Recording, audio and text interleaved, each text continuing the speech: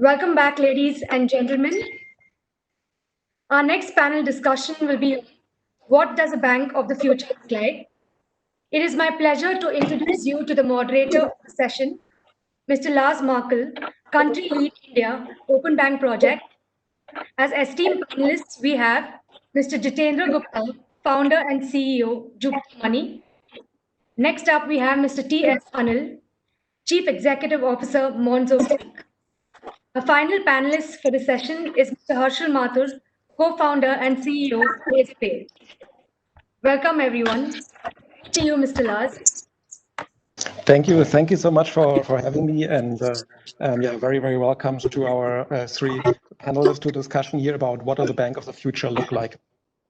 Yeah, what does the bank of the future look like? I mean, it's a very big and very broad topic. So I'm very excited to have three very experienced and successful fintech entrepreneurs with me to actually challenge this topic. So I say good morning to TS in San Francisco, and I think good evening, Harshil and Jitendra in India. Excited that you are joining me on the quest to find the answer to the question of how does the bank of the future look. While preparing this little or this panel, we discussed what different trends we see in the industry, and since we're not able to focus on all of them, we picked three topics that we want to talk here about. First one is challenger bank. When we talk about the bank of the future, challenger banks have, of course, a very big importance, as those banks have been created in the last couple of years and trying to solve the question, how does the bank of the future actually look?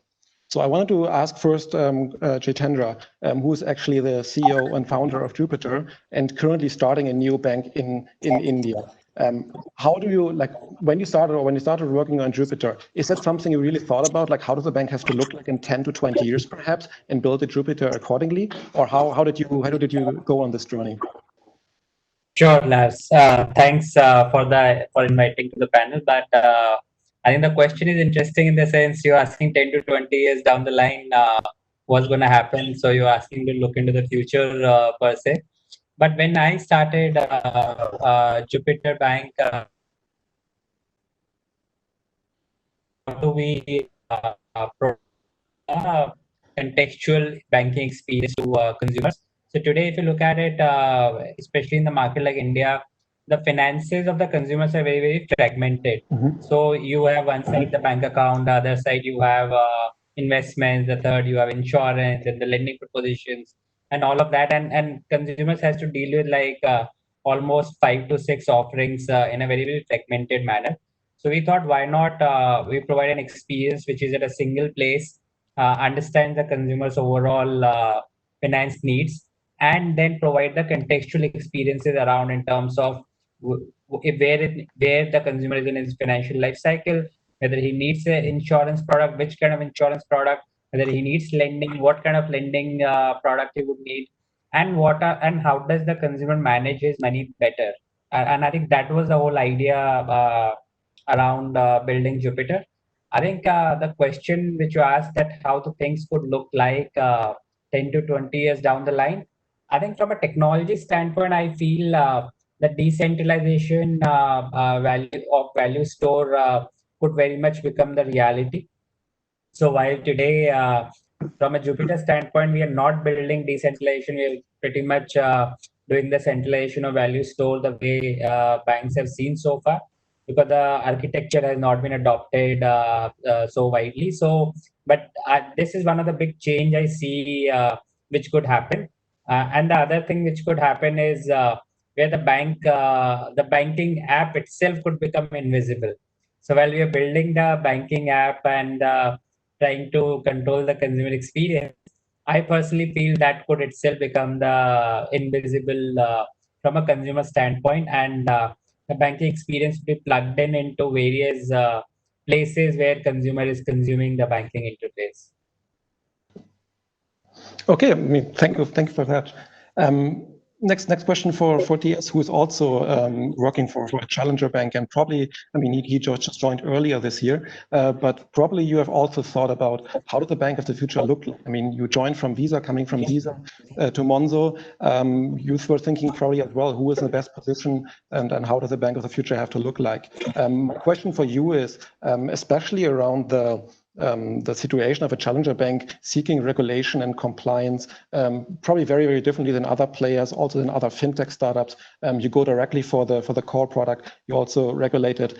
How did that impact your development over the last years, and how do you see that further building out?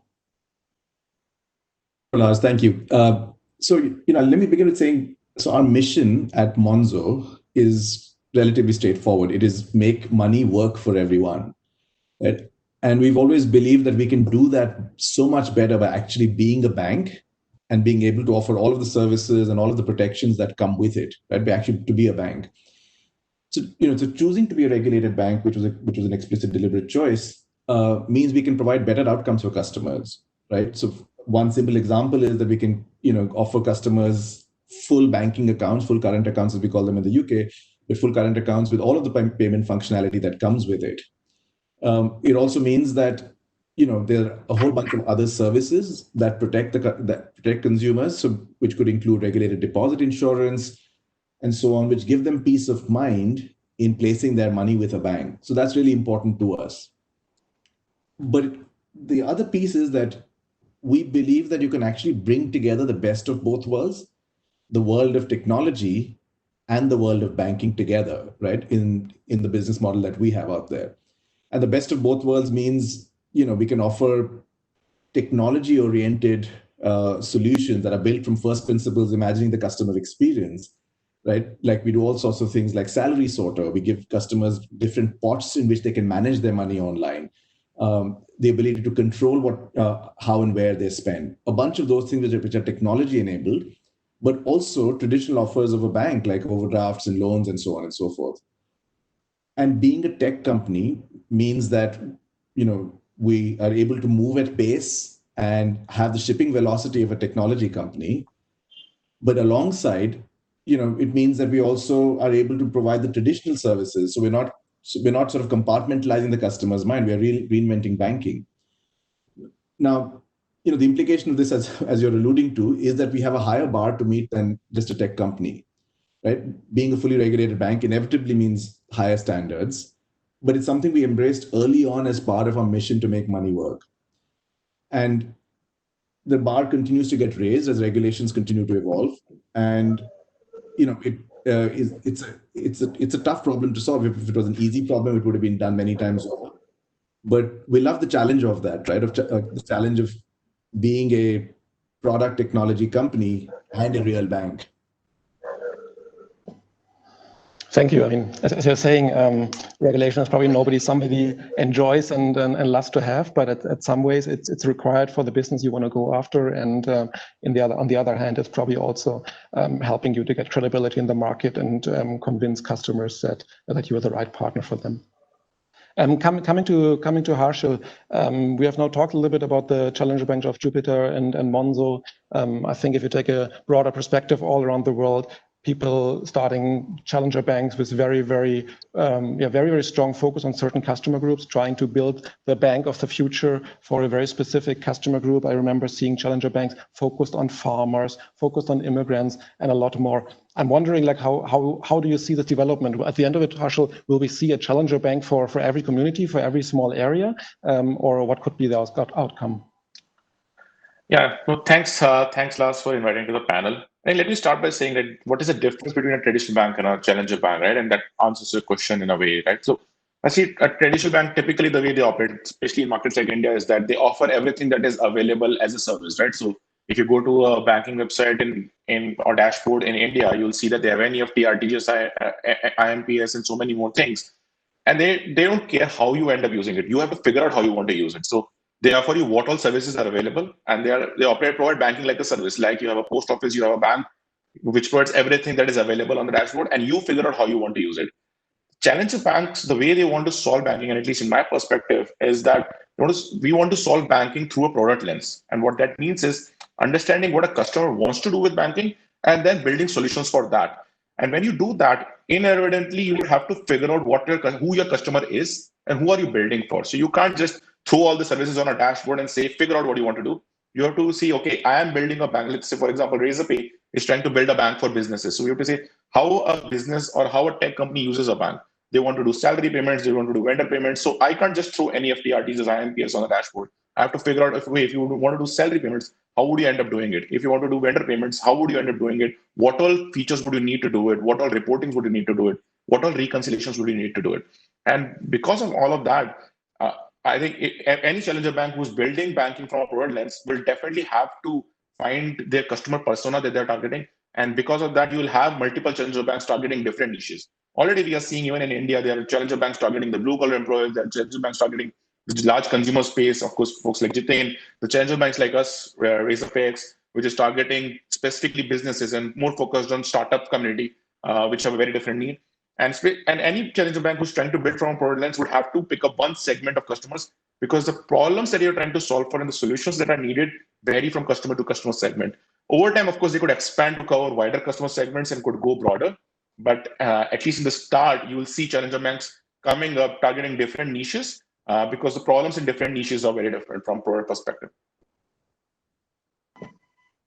That's an interesting point you're raising, especially describing Razorbank as a challenger bank for businesses, for corporates in India. That actually brings us to the second segment. So the first one, we talked about a little bit the intro session around challenger banks and how challenger banks might position themselves as a bank of the future. Now coming to, let's say, a second mega trend that we're seeing in the banking industry. It has been going on for some time, and I think it's often referred to the process of unbundling and rebundling. Maybe for the people who have not heard it, you maybe have seen it on a fintech conference, the Wells Fargo homepage as a screenshot, and then a couple of dozens of fintech logos around there showing what the fintech startups are doing compared to what Wells Fargo is doing. The story behind that is that a fintech startup, or let's not say a startup, but a company who focuses on one product is likely to do it better than the bank who's offering dozens and dozens of products. Very often we have seen startups using something called a hook, using a specific product that has a very good value or very high value for a certain customer group, and using that to increase customer base, and then later on add more products. Harshil, I'm quite interested in your story of Razorpay. You mentioned a little bit you focus yourself as a challenger bank for corporates. If I read correctly, you started very focused on the payment space, accepting acquiring the payment for merchant quite some time ago. Now it looks like you're going more and more into the banking segment. Can you describe a little bit like what your story was around that? What products did you see were like maybe hooks and were easy, let's say easy to unbundle and also had certain benefits for the customers? Yeah, I think we as a company has gone through the entire cycle of unbundling first and then going through the cycle of rebundling. So let me start with going back to the philosophy of building a product first company. Our goal was to solve for businesses. And one of the first problems that we picked up was accepting payments. We launched in that market, which was kind of unbundling because we were competing with banks in that space. Typically banks are the ones who help you accept money. So we went in that space, we started solving for it. And as we kept talking to our customers, because we have a very strong product-centric approach that build whatever the customer needs to simplify his life. So as we talk to customers, we figured out that accepting payments is one thing they needed us to solve some other problems. So we launched products around disbursements and marketplace management and things like that, which we called Razorpay 2.0. As we went further in that life cycle, we launched things for payouts, we launched services to enable lending and things like that.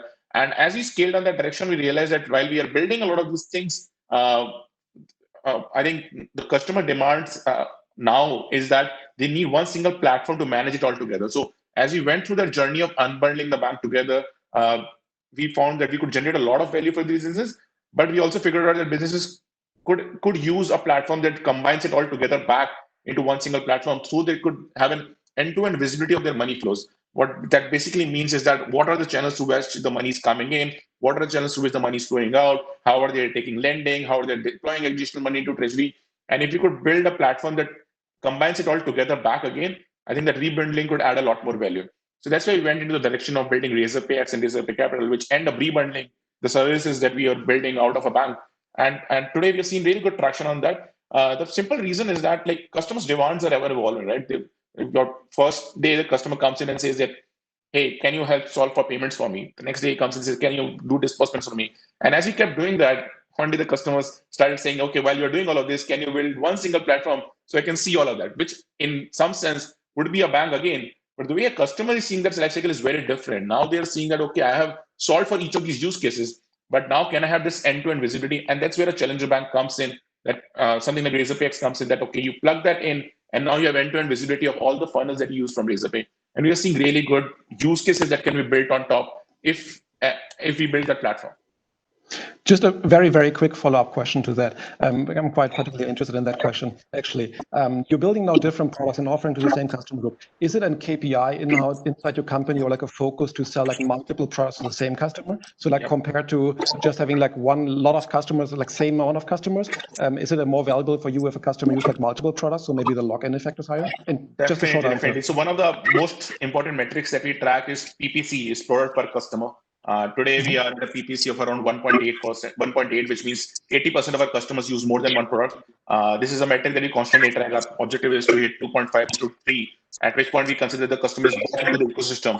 And I'll give an example of like an AWS, right? So you don't go, you typically went to AWS to buy a cloud server, but as you go through a life cycle, you're so much deeply plugged in. The PPC could be anywhere from 3 to 5.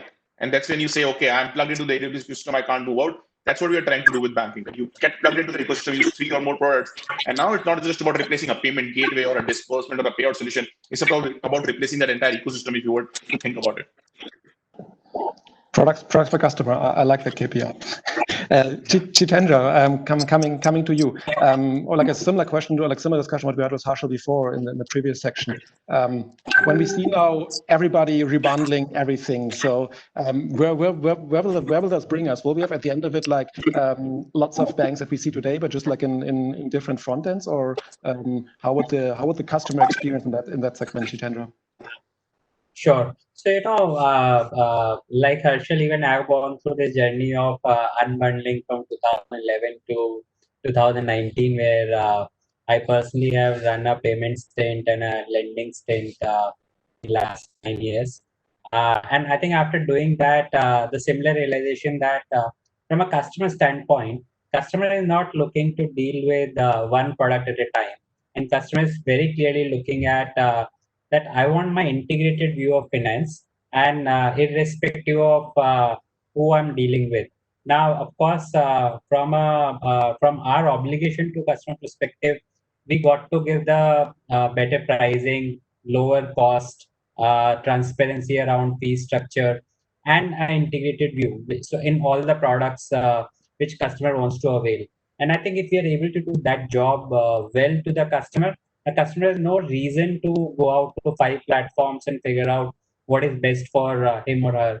So I think that's so clearly. Well, you might say that unbundling is shaping to rebundling now, but I think it's a customer behavior where customers are also realizing that managing 5 things through 5 apps or 5 interfaces is not optimal for them, because they can't get a optimal advice about their finances. They can't get an optimal view. The decision making becomes complicated and fragmented. So it's a very natural choice in my view, which is gonna happen. Yeah, quite interesting. I mean, maybe going with a similar question over to TS, who with Monzo has probably seen a similar development over the last couple of years. I mean, I'm based out of here in Germany, so especially following Monzo in the UK, having, I think since Foundation launched like multiple products, including overdraft facilities. I think now open banking was also, multi-banking was launched as well. How do you see the rebundling? What is the Monzo strategy around that? And what could be the final product of that? Great question, Lars. And what I'll do is also sort of contrast 2 markets, right? The UK and the US, where you see different sorts of trends as we think about this as well. So, I mean, it's a good debate, this whole rebundling and unbundling. And I suspect there is something cyclical about this debate. So every few years when we check back in on the topic, right, we will see different kinds of trends emerging on this, right? Let me illustrate with an example. So if you look at the US, fintech innovation has been at an accelerated pace for at least 20 years, and fin innovation even before that. So the emergence of credit card monoline players goes back 40 years in the American sort of banking landscape, where there were people who were only doing credit cards and not providing full service banking, right? So there was the unbundling began then, and insurance and a few other things were sort of already separated and fragmented in the industry. And then in the last 20 years, you saw fintech players each solving a narrow and deep need, but doing it incredibly well and therefore getting scale in that particular thing, right? So whether it was peer-to-peer payments or alternative lending or anywhere in the overall stack that is less visible to the customer, but solving a specific sort of need. And then you saw people getting scale like that. And customers, to a large extent, have gotten used to having a fragmented wallet, right? And then you have, at the same time, I'm sticking to the US example for a minute, large and sophisticated banks who saw that many of their customers' financial needs were actually being met from outside of the industry, right? They were not competing with banks, but competing with fintech players. And then you have the UK, where if you rewind this clock a few years, there were gaps from a fintech market perspective, where many of these needs had not yet been solved by fintech players. So there was a gap, and it was possible for challenger banks like Monzo and others to step into that space and create a rebundling, but solving those problems in the technology way. So the whole idea of challenger banks actually bringing technology and banks together came in. So you see the trend of rebundling, because of that. My take on the debate is as follows, right? I think ultimately the real challenges are as follows. I think one, customers certainly want greater and greater convenience, and a fragmented sort of outcome isn't in their best interests. But number two, which conflicts with this somewhat, right, is the fact that customers also want the best possible products. And in a world where there are low switching costs, you find that, just rebundling a set of less than great products can't be the answer. So the real bar that we have to meet is to rebundle and create the convenience of having a single view of a relationship and giving customers all of the tools to manage their money, but do it with a set of best-in-class products. So now you're sort of creating a superset of the killer apps, right? Which is not an easy task. And that's the real challenge. So I think rebundling will happen, but it will happen when customers get best-in-class services bundled together. And I think, you'll see all sorts of different trends in terms of how the problems get solved. Across the world, and just listening to Harshil and Jitendra as well, you can hear some of that, right? Where you have a fintech or monoline player that is deep in one space, but has therefore earned both scale, investment capacity, permission from customers, and the trust to then offer other services, right? So you see that dynamic where someone's already succeeded in one piece of it and then expands out. And you see people getting at it from the other end of the spectrum, which are sort of more broad full service banks and full service entities now saying, look, how do I improve every single one of these services so that it's actually attractive for my customers to use it? So I think both those things will happen.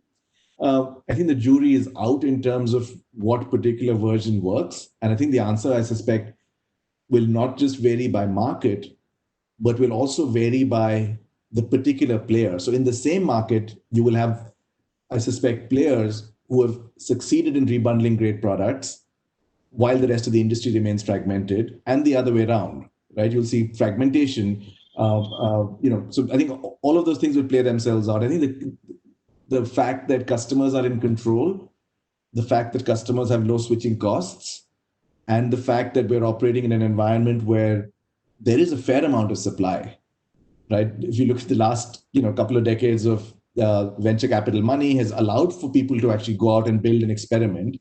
So there's a lot of supply of great services that are chasing customers. I think the jury remains out on what particular version ends up landing by market. Yeah, I mean, I really like that in the way that if I choose a challenger bank or I choose a bank and they really understand me, they really focus maybe on my persona, on my target group, and then they pre-select like best-in-class product for me, which makes it maybe easier to find the right ones, but also have like a really, really good integration and not just like let's say a random marketplace of too many choices. Yeah, this concludes our second mega trend, which we labeled as like unbundling, rebundling.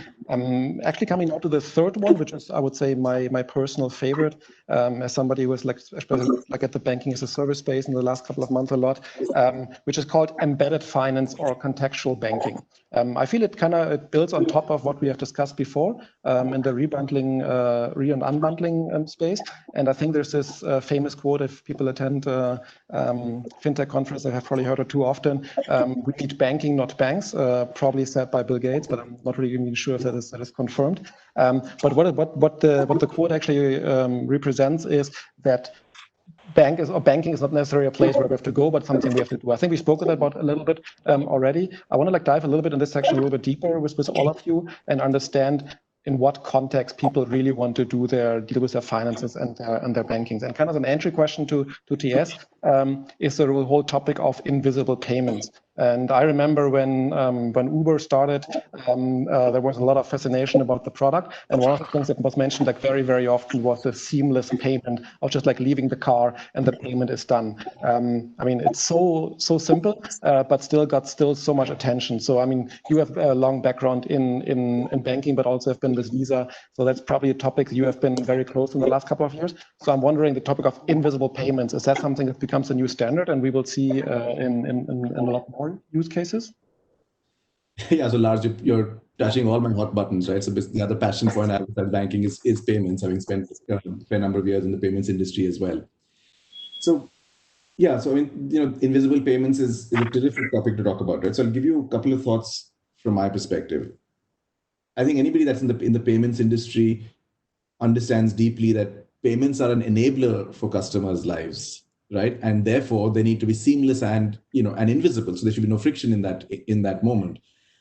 And exactly as you pointed out, in the Uber example is obviously the poster child example of this, where if you provide a seamless payment experience, it actually enables business models. It enables new business models of buyers and sellers able to transact with ease because that payment has actually created that business model. So I'd say a few things, right? So invisible happens when things work like they should and when customers don't have to worry about it. I think it's an important point. I'll tell you why I'm going there, because it's easy when we talk about invisible payments to focus on the user experience part of it, right? That in the moment of truth of when the transaction is happening, the payment is invisible. And most of the attention gets paid to that UX aspect of it. But I think the real power of invisible payments, the real enabler of invisible payments is the stuff that happens in the backdrop. The stuff that happens in the backdrop that really powers it to be invisible and friction-free. And there's a whole set of tools that the industry has built over the years that allow for that to happen. So the fact that I can step out of an Uber car and neither I nor the Uber driver need to worry about whether the payment will happen. I, as a customer, don't have to worry about, if there's a problem with this payment, what happens? That I don't have to worry about, oh my God, will my card get compromised? I don't have to worry about a whole bunch of things. And the Uber driver knows that the payment is in the bag and he doesn't need to chase me, as I leave the car. The stuff that sits behind that, the infrastructure that sits behind that, which the payment industry has developed over decades, is the really important bit to make that moment of customer truth be invisible, right? Tools like tokenization, right, allow for credit card details to be stored without the customer having to worry about it. Right? Tools like chargeback and provision, and there's a whole bunch of things that sit behind that, which is amazing, right? Which is what enables that. So, I think we will, to your question, invisible payments is definitely part of the future, right? Especially as we continue to see commerce continuing to evolve, right? We've just seen in the last 4 months of, the COVID nightmare that the planet has gone through, that there's been, sort of leaps forward in terms of how people are living their lives more and more virtually. And, contextual commerce, everybody's always on, right? We're always connected. And therefore, we want to be able to conduct commerce-related transactions and payments at different points in our life without having to think about it. Right? There used to be a time when shopping was a trip, and that meant you had to get your payment sorted as you went out. Like, do I have enough cash, and do I have my wallet, and so on and so forth. So, in an always on, always connected contextual commerce universe, that has got to be seamless. And so I expect more and more of it. And there's really smart minds and smart companies getting at the problem. So I suspect, this place will continue to see a bunch of more innovation. More convenience and even more security, as you pointed out. I think that's somebody where everybody wins. I saw Harshil nodding his head quite a lot while you answered. So I think he has a similar experience. But maybe coming a little bit to it, like to another area of the embedded finance and contextual banking. I mean, you mentioned it before that Razorpay, Harshil, is going to offer more and more products focused on the business segment, on the corporate segment, usually competing with banks. But now we also see companies, I mean, predominantly in the US, but Shopify offers bank accounts, Amazon offers lending, a lot more players are offering financial products who have already a massive customer base.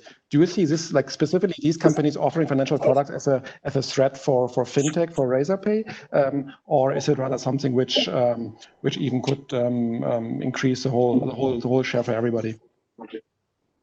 Absolutely not. I think I'll go back to the point that Anil was saying, right? In payments, for example, making instant payments is not something that Uber alone did, right? It was a lot of back infrastructure that their partners had to build and which allowed Uber to actually build that invisible payments experience. So we can't say that just because Uber has built an invisible payment experience, the need for payment companies has gone away. In fact, they had to do a lot more work to make that happen.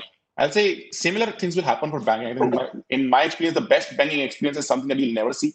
The best bank would be something which is just an API where you are transiting in something and in the background, the bank approves the loan, looks at your data, looks at your credit score, gives you a loan, and suddenly you get a notification on your Facebook account, for example, that, hey, you have a loan available for this much amount of rupees. You press a button and you have money in your account. I think that will be the best banking experience you can do.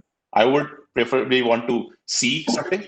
And I think from that perspective, like these companies can enable that, because these companies have the data and have the insights, which can enable somebody like us to build the banking in the background, so that the banking service could just be an API that can be plugged into Amazon, a Shopify, a Facebook, a Google, and they just push that data in. The banking API computes that data and pushes out the product, right? You don't need to, the customer never needs to visit a bank, never needs to visit an app, never needs to fill up a form to sign up for a banking service. I think that will be the most, I think I'll say the best experience that we would someday aim to come to. It will take time to get there, but I think if you are able to reach the invisible payment experience that Uber was able to reach, it didn't happen in 1 day or in 1 year. It was a combination of a lot of things that happened for almost a decade in payments that led to Uber building an invisible payment experience. Similarly, in banking, there'll be a combination of a lot of things that probably a lot of people in this panel will do, a lot of other folks in Challenger Banking will do, which will lead to probably in the next 10 years reaching a point where we could have invisible banking work on top of Shopify, Amazon, and things like that. Yeah, I mean, an interesting point, and I think one of the very common answer in fintech panels is all about cooperation and working with the right partners. So this seems here applicable as well. Coming to Jitendra, as we pointed out, he's currently building a challenger bank in India. There are so many trends. I mean, we spoke about now embedded finance, contextual banking. Everything happens in different contexts. As Harshil pointed out, that the best banking experience is something you don't really realize. How do you see like trends all around outside of banking impacting the product you're building? I mean, are you specifically looking at non-banking industries when you build your product, or are you like laser focused on banking and payments? No, so clearly we are laser focused mainly around banking and payments, and we want to sort of stay focused there. That being said, we are looking banking not just from a bank account perspective. We are actually looking banking from an overall finance perspective, as I mentioned earlier also. And I think the other thing which I feel we will do different, or we intend to do different, is around how the banking can be made contextual to various services. So today, if you look at like in US, Robinhood or Wealthfront have started opening the bank account itself along with the broking account, or you have like Capital One opening a bank. Capital One actually got the banking license per se, and they sort of providing the banking service. Fortunately or unfortunately, in India, getting a banking license is not that easy, and it is like the banking licenses are issued like once in 10 years kind of scenario. So I think there is a lot of scope which exists in terms of how do you create an innovative way of distributing the banking products and make it more contextual to the services where consumers are opting for the specific services. So clearly, I see the banking becoming contextual, and from a product standpoint, customers wanting to have the overall view of their finances rather than just thinking bank account in silo. I think I'll just add last point on what Harshil was saying, and I was just sort of meaning to say on a lighter note. So while the invisible payments and the invisible banking will come in through APIs on the banking, I personally feel we won't be surprised if in next couple of years by using GPT-3 interfaces, every consumer is building their own bank. See that as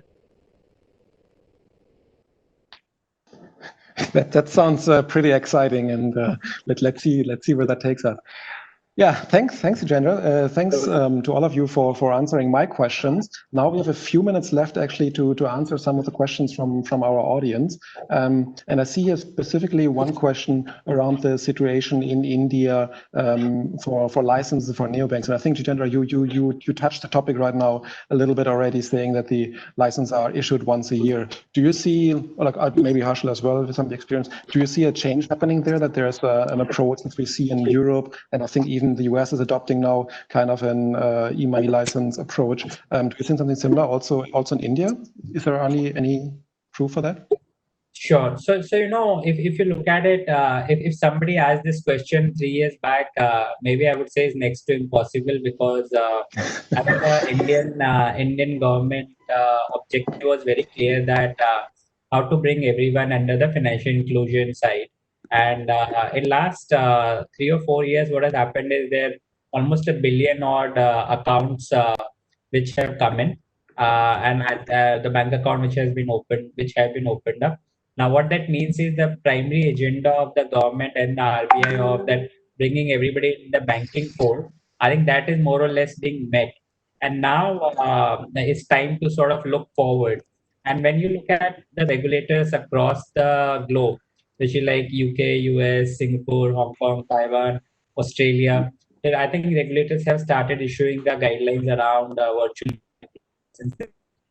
Indian regulators, for that matter, is like pretty much I've seen follows or looks up to the Australia or UK regulator mainly in terms of how the systems are working when the new licenses are being issued, what are the systematic risks which are being imposed, which are being seen. And I think they take time, but generally they do a solid job sort of thinking through when they introduce the new guidelines. I personally feel there's some amount of thinking which is going on. There's already a few white papers which have come out from the government as well as RBI, where the digital banking licenses mentioned has been there in the passive reference. So I feel we are not far away, but definitely we are not looking at 1-2 year time horizon. I think I'm seeing it more of a 3 to 5 year time horizon where such licenses could be introduced. I'll just add one thing on that. I think the things that we're trying to solve in neobanking, we don't actually need a license on day one, right? That is something regulation can catch up as neobanks prove themselves. I think for the first set of problems that we need to solve, which are more product and tech heavy, we need to provide a better experience to the customers. Of course, having a license in next 2 to 3 years will be helpful to allow us to build an even deeper relationship with the customers. But at least for the start, just to prove that neobanking is a need in the market and can solve for a lot of customer problems, that is something we can take up without having a structured license. Hopefully, at a certain point of time, regulation will catch up to it and allow us to go further deeper with the license. Okay, I mean, great. Thank you. Maybe one last. I mean, we are, I think, a little bit over the time. Maybe no surprise when we gave the topic, how does the bank of the future look? Quite abroad. Maybe a closing statement as well from TS on a similar topic. Yeah, sure. I mean, look, since we're talking in the context of India, that was your last question as well to Jitendra and Harshil. So I'm actually really excited about the amount of innovation that India will power in the banking space in the next few years, because I think there's a unique set of conditions that enables it in India, right? The first, the India stack, of course, is a really strong stack to enable innovation. It's a great platform, but also because I think India has a complex set of needs which are a really fertile ground for innovation. Right? Ultimately, I think most innovation happens where there is, big real world need and there is scale. And I think India has both of those things, right? So you look at the real world needs from the bottom of the pyramid of financial inclusion all the way to the top, right, where you have a massively digitally savvy demographic, and then you have leapfrogging infrastructure like telecom in India. So you put those things together, and it's a really fertile ground for innovation, I think. And that intersection of real world needs and scale, and not to mention the incredibly talented population that India has in the creative Indian mind and jugaad, there is, we put those things together, and I think I'm really optimistic about what's going to keep coming out of India. Yeah, yes. Well, I mean, what else can we say? Then let's move to India and build the bank of the future over there. Harshil and Jitendra are already there. Thank you, Harshil. Thank you, Jitendra. Thank you, TS. Very, very interesting insights. I personally learned a lot. I'm sorry that we went a little bit over time, but I hope the audience enjoyed it as well. No, thanks, Lars. You conducted really well. Thanks, Lars. Thanks. Thank you, dear panelists, for your time and effort to be with us today. Ladies and gentlemen, we'll now take a short break of 10 minutes before we move into the final session of today. Thank you.